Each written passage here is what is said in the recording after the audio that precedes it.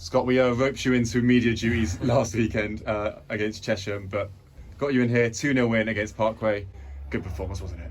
Yeah, it was more us, obviously. To get the win was the most important thing, because at this time of the year it's all about wins and 3 points on the board. But yeah, I mean, first half was a bit bitty. The quality from us probably wasn't where we would have liked it.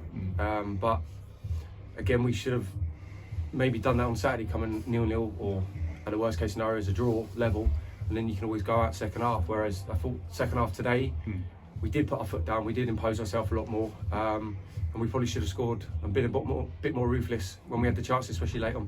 Yeah, we were quite more expressive in the second half. What were the instructions at half time? It was just added quality. Yeah. I think we all knew that in there. Obviously, Jim's come in and said his part along with the staff, and it's just about not rushing it. We kind of changed very slightly in the second half, but it was more the fact you need to up the quality levels, and fill the box, get your chances, and we just needed a goal, because obviously we know where they are in the table, and obviously I know they've got games in hand, but they're down there, and it would have opened the game up. Yeah. The first goal, especially when it did, I think it was perfect timing.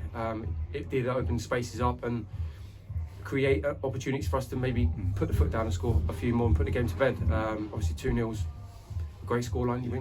We would have taken that before we started, so we can't grumble with that, but we just need to maybe be a little bit more ruthless later on in games and kill teams off. But tonight we can't grumble. Yeah, both you and Tony Lee on the score sheet today. How have you found playing up front with them? Yeah, it's good. Like we've had conversations before, me and Tony, and with yourselves. It's different playing with another striker, but it's also very positive. We can feed off each other. We're still learning against each other, with each other. So we've only played 3 or 4 games together, so it's still in its infancy. But there's signs there. We're learning, and obviously the rest of the team, we're growing as well together. So hopefully we can keep growing and keep pushing towards the end of the year. I think it's fair to say we've seen you in a slightly deeper role. You know, your hold-up play is obviously a huge strength. How have you found just playing not necessarily as a midfielder, but certainly more of a number 10? Oh yes. I don't mind it. I find I've done it at previous clubs, and it's fine. It's just about roles and responsibilities, and trying to find that space and try and break forward at the right time and support Tony, rather than constantly playing as a midfielder, like you say. But sometimes you have to do that and dig in for the team and do a job, which is no problem.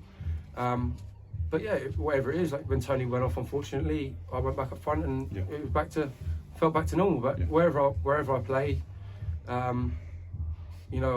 put everything I can for the boys, and try my best to come out, obviously, and be productive. Yeah, we're into March now, certainly the run-in.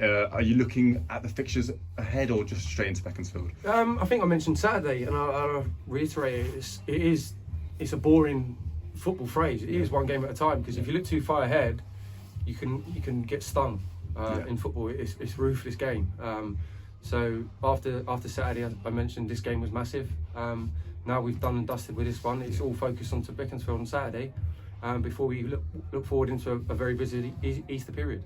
So yeah, it's recovery time now. Train Thursday, ready to go again Saturday. Yeah, thanks, Scott. Perfect, thank you.